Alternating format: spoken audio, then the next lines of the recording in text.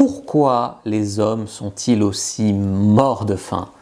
Bonjour à toutes, c'est Fabrice Julien, coach et auteur expert en séduction depuis 2010 et dans cette vidéo on va parler de pourquoi les hommes sont vraiment autant morts de faim un peu, tu vois, morts de faim au sens de, tu vois, t'es une fille, tu te mets sur Tinder, t'as tout de suite 50 messages, t'es avec un gars, bah, tu vois, qui regarde des fois les culs des autres filles, des choses comme ça qui font que t'as vraiment l'impression que les gars ils sont morts de faim. Alors, est-ce que c'est une impression ou est-ce que c'est la réalité? C'est pas facile de répondre. Évidemment, tous les mecs de la Terre ne sont pas des morts de faim. Mais pourquoi est-ce que souvent l'homme a pas... En fait, c'est des paradigmes différents. Et quand tu es une femme, tu as du mal à comprendre le paradigme de l'homme. Et quand tu es un homme, tu as un peu du mal à comprendre le paradigme de la femme. Et ça crée cette impression que tous les mecs sont hyper morts de faim, en fait. Voilà. J'ai reçu un message qui m'a exaspéré plus qu'autre chose par email. C'est un message qui disait arrête d'aider les mecs à juste pécho, ça me fout la gerbe et je dois pas être la seule. C'est une personne qui commente régulièrement dans mes vidéos en disant que ce que je fais c'est naze, mais qui écoute depuis longtemps et qui est révoltée en fait des conseils que je donne parce que mes conseils sont adossés à la réalité en fait. Je ne dis pas comment ça devrait être dans un monde parfait, j'explique malheureusement, heureusement ou malheureusement, comment ça marche dans le monde réel. Voilà. Et cette personne, elle comprend pas trop en fait. La première chose à accepter, que tu sois un homme ou une femme, parce que tu l'acceptes ou tu l'acceptes pas, le monde il tourne sans toi en fait.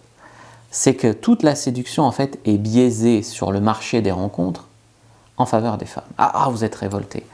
Je sais, mais sur le marché des rencontres, le marché capitaliste, d'accord ?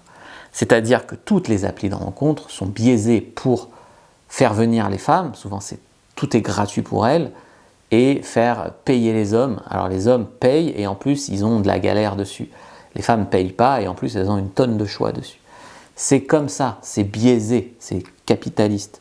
Capitaliste et macho, sexiste, parce qu'ils croient que c'est l'homme qui a l'argent. C'est comme les boîtes de nuit qui font l'entrée gratuite aux filles avec verre de champagne offert, et les hommes qui payent et qui n'ont rien d'offert. Parce qu'ils pensent que les hommes sont prêts à payer pour voir des filles, mais les filles ne sont pas prêtes à payer pour voir des mecs.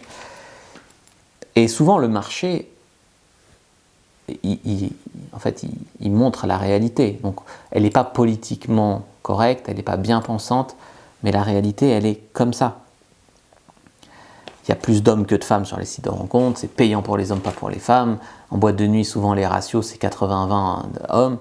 Et pourtant, les hommes y vont et payent. C'est comme ça. C'est comme ça. Si tu n'acceptes pas ça, tu n'acceptes pas la vie en vérité. C'est comme ça. Donc ça, c'est un premier point qui fait que les hommes sont contraints à être plus morts de faim que les femmes, forcément, puisque tu vois, c'est facile de dire je ne suis pas morte de faim si tu as le choix. Et si tu sais que si tu fais rien, il ne se passe rien, tu es obligé de faire. Tu vois. Deuxième point, c'est l'estime en eux des hommes, la confiance en eux des hommes, elle dégringole. Je sais que vous avez l'impression qu'être un homme, c'est facile et que les hommes ont tous confiance en eux, etc., que c'est des bonhommes, etc. Et c'est aussi l'image que renvoie l'homme par fierté. Maintenant, dans les faits, je veux dire, des mecs qui n'ont pas touché des nanas depuis 6 mois, c'est légion. C'est légion. Et des mecs qu'on leur dit vous êtes des monstres, les hommes, vous êtes des porcs, qui culpabilisent même de penser à une fille de cette façon, etc. Je sais que vous, si un homme qui vous plaît ne vous envisage pas sexuellement, ça vous fait de la peine. Bien sûr, si le mort de faim du coin vous envisage sexuellement, ça vous dérange, mais on ne peut pas avoir que les mecs bien et pas les relous. Hein. Soit on plaît pas. Enfin, tu vois, c'est beaucoup plus... tu vois une fille mignonne, elle va plaire à quasiment tous les mecs. Dire que tous les goûts sont dans la nature, blablabla, voilà. Par contre, un mec mignon, il plaira à une certaine catégorie de femmes, pas à une autre, etc. C'est comme ça. Les goûts des hommes sont beaucoup plus homogènes et les goûts des femmes sont beaucoup plus hétérogènes. Encore une chose qui fait que les mecs sont plus morts de faim. Donc ce que je veux dire, c'est que l'estime d'eux en hommes, parce qu'ils ont moins accès aux femmes, parce que, tu vois, les femmes, par exemple, elles disent « je me fais siffler dans la rue, je me fais aborder, je me fais ci, je me fais ça », ok, tu te fais déranger. Mais en même temps, tu te fais flatter sur ton aspect de séduction. Un homme, même s'il est beau, ça ne lui arrive jamais, jamais. Il y a plein d'hommes qui sont très bien, qui n'en ont pas conscience. Donc ça, c'est des choses qu'il faut comprendre. Donc leur besoin en sexe, il n'est jamais comblé. Leur besoin en affection, ils ont la solitude comme les autres. Donc le besoin augmente, leur estime d'eux diminue. Et d'ailleurs, plus les hommes sont en manque, on va dire, en manque et avec la sensation qu'ils ne peuvent pas avoir... moi je connais plein de mecs qui se mettent avec une fille qui veut bien d'eux, pas avec une fille qui leur plaît vraiment, parce qu'ils se disent déjà j'ai une fille c'est bien, parce qu'ils sont vraiment dans la pénurie, d'accord? Donc, tu vois, ils vont être plus réactifs à n'importe quelle fille. C'est pour ça que aujourd'hui tu fais un profil de fille, je sais pas, tu tapes fille pas terrible sur Google, même si ça veut rien dire, tu fais un profil Tinder, tu vas avoir des tas de propositions de choix. Tu fais mec pas terrible, tu fais un profil Tinder, zéro. C'est comme ça, c'est comme ça. En plus, tu vois, la valeur publicitaire, on va dire, du corps des hommes, elle vaut rien. La valeur du corps des femmes, elle vaut beaucoup. Tu vois, toutes les publicités, c'est des belles nanas. Des publicités où c'est des beaux mecs, c'est extrêmement rare. Et donc les mecs, ils entrent dans une logique où ils se disent faut que je lèche le cul des filles pour les avoir parce que j'y arriverai pas. Et donc plein de nanas qui se font lécher le cul et du coup, si tu veux, ça donne rien. Et aujourd'hui, moi je vois plein de filles qui se lancent sur OnlyFans, sur plein de trucs comme ça. OnlyFans, c'est une plateforme où les mecs payent pour voir une fille, leur montrer ses pieds ou se mettre en sous-vêtements et faire des photos. Et des fois, je vois des nanas, elles ont raison de faire ça. Mais moi, je ne payerais même pas pour un rencard avec elles et elles ont 100 abonnés à 10 € qui veulent juste voir des photos en sous-vêtements et chatter avec elles. Parce qu'ils sont désespérés. La majorité des mecs, pourtant corrects, sont tellement désespérés que ça donne ce marché et qui vient en fait aggraver les choses encore. Plus il y a un fossé entre les hommes et les femmes, et plus malheureusement ça va prendre de l'ampleur. Donc les mecs, quand ils ont une occasion, ils y vont. Quand ils rencontrent une fille consentante, ils y vont. Se demander si elle leur plaît, c'est du luxe. C'est quand tu es un mec un peu qui a le choix, que tu commences à te demander si la fille te plaît vraiment. Et ça doit faire du mal aux oreilles, parce que vous êtes une femme, et une femme, elle se demande avant tout si elle a le coup de cœur, avant d'aller voir un gars. Et donc ça fait que les mecs, ils vont réfléchir après leur coup tiré, quand ça va aller mieux, hormonalement ça va mieux, ils réfléchissent après s'ils veulent revoir la fille, s'ils veulent une relation, ou la garder en plan cul, la garder sous le coude si jamais ils se retrouvent encore en manque. Voilà. Et c'est pas la même chose quand une femme souvent accepte de coucher avec un gars, c'est qu'elle a un petit coup de cœur. Un mec, c'est qu'il trouve une fille consentante.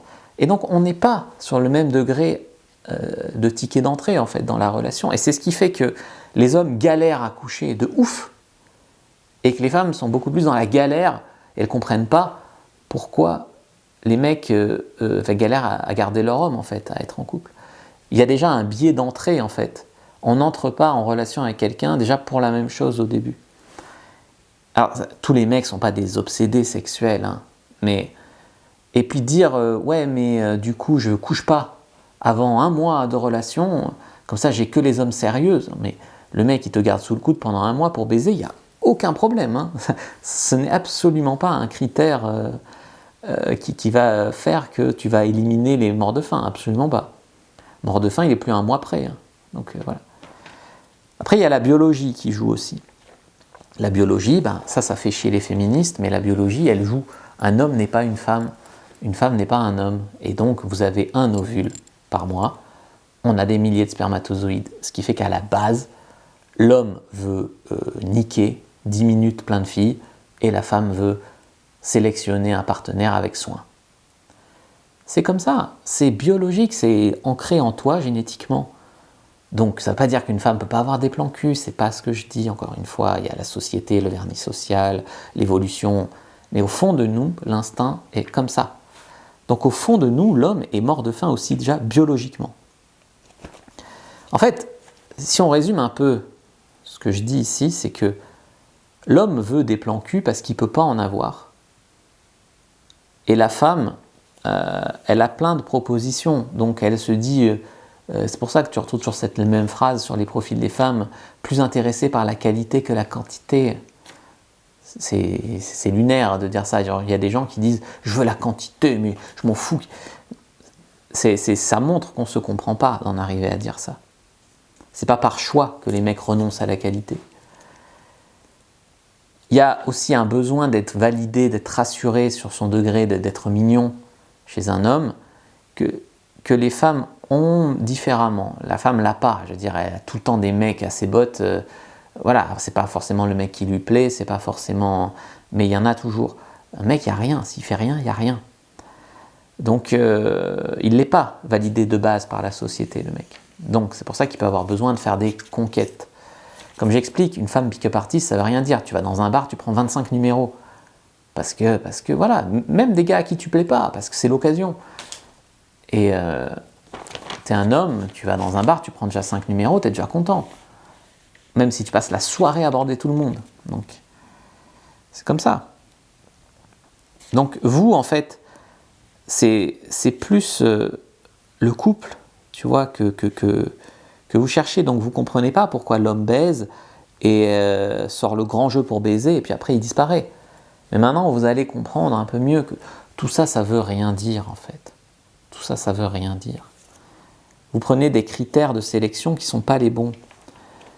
Et après, le pire, c'est que quand l'homme disparaît, puis revient une semaine après pour rebaiser, et puis disparaît, vous pensez que c'est une technique de séduction, que le gars, il souffle le chaud et le froid, mais pas du tout. Et le pire, c'est que souvent, ça vous séduit encore plus. Mais...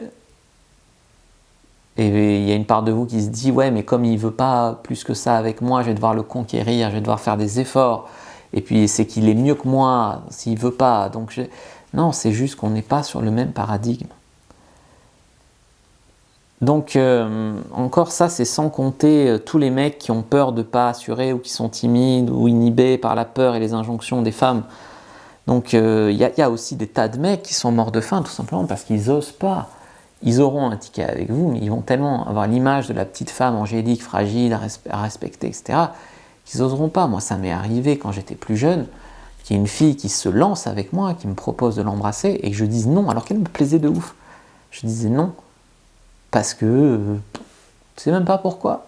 Ça vient encore culpabiliser les hommes d'avoir envie. Tu culpabilises de dire oui, tu es timide, tu le balance ton porc, tu as tout ça, et ça vient encore aggraver la situation. Voilà. Donc, comprenez que les hommes, génétiquement, il leur faut de la variété. Ça ne veut pas dire qu'ils doivent absolument tromper, d'accord ? Ça ne veut pas dire... qu'un homme va tromper toujours sa femme. Il faut de la variété. Donc la variété, ça peut être la variété dans les positions, la variété dans les endroits, ça peut être voilà, dans les pratiques, dans les lieux. Tu peux mettre beaucoup de variété sexuelle dans ton couple en restant que tous les deux. Mais être un couple et renoncer à la variété sexuelle, parce que tu as la sécurité et le confort, c'est du suicide. Tu vas peut-être te faire tromper, ou vous allez plus avoir de vie sexuelle, ou voilà. Donc on peut être en couple avec un homme si on ne néglige pas l'aspect variété. Maintenant, il faut comprendre aussi une chose, c'est que les hommes vont beaucoup se lancer en séduction avec en tête un aspect logique et rationnel. Je rencontre une fille, qu'est-ce qu'il faut que je dise pour que ça marche avec elle ? Par exemple, moi ça m'est arrivé de m'asseoir à la table d'une fille que j'avais draguée, je sais pas où, dans la rue ou sur Adopte un mec ou peu importe, m'asseoir à un, et puis orienter vraiment la conversation vers des sujets qui vont pas fâcher. Ne pas chercher ne pas chercher à voir si vraiment on est compatible sur le long terme, mais je sais pas, en 3 phrases, j'ai vu qu'elle n'était pas pour moi. Elle m'a sorti un argument féministe, un argument macroniste, et voilà. En 3 phrases, j'ai vu que ça irait pas plus loin qu'un coup d'un soir. Mais je vais quand même orienter la discussion vers du confort, vers créer un lien avec elle, pour coucher avec elle. Puis après, elle va me rappeler, dire on se revoit, je dirai non. C'est comme ça. Alors si elle voulait un plan cul et jouir et s'amuser avec moi, c'est cool. Si elle voulait plus, bah non. Et ça, c'est parce qu'on réfléchit pas pareil. Beaucoup de femmes, si le mec vient et dit un truc qui lui plaît pas, elle va pas coucher avec lui, elle va dire ciao. Mais un mec, il va en tolérer des choses qui lui plaisent pas pour quand même coucher, mais il se mettra pas en couple avec. Ou des fois, il se mettra en couple avec quand même, tellement il est désespéré. C'est ce que je dis, être en couple par défaut avec une fille qui ne te plaît pas vraiment. Il y a beaucoup de mecs comme ça aussi. Donc, ce que vous devez retenir ici, c'est que vous devez absolument ne pas penser avec le paradigme inverse. C'est pas parce que vous couchez qu'avec des gens qui vous plaisent vraiment que si un homme a couché avec vous, vous lui plaisez vraiment. Donc il faut sélectionner autrement en fait vos relations. Ça ne veut pas dire que vous devez coucher, pas coucher, c'est pas ça important. Et même des fois vous allez attendre 1 mois avant de coucher avec un gars en pensant que c'est du sérieux s'il a attendu 1 mois. 1 mois et puis il disparaît quand il a ce qu'il veut. C'est pas important. Vraiment ça il faut comprendre. C'est vraiment pas le plus important. Par contre, être en alerte sur les red flags, sur ne pas se faire des illusions sur un gars, comme je dis, attendre 3 semaines qu'il t'écrive un texto, c'est n'importe quoi. Un mec qui te dit qu'il veut pas de couple, arriver à l'entendre, des choses comme ça. On en parle beaucoup dans l'Académie de la séduction. Je vous parle, vous pouvez aller voir mon Académie de la séduction, c'est une formation avancée pour femmes, pour faire des rencontres qui mènent à quelque chose. Donc je vous invite vraiment à sortir de vos relations de merde, à penser autrement les relations et être moins naïf sur certains trucs, mais à quand même y croire parce que c'est possible. Il y a beaucoup d'hommes qui veulent aussi un couple et il y a beaucoup d'hommes à qui vous plaisez. C'est juste que c'est dur de se trouver et de se reconnaître et de se sélectionner dans ce monde-là et de se comprendre. Ça, je vous l'enseigne dans l'académie. Je vous dis à bientôt. N'hésitez pas à télécharger aussi votre guide offert, 17 messages irrésistibles à envoyer à un homme.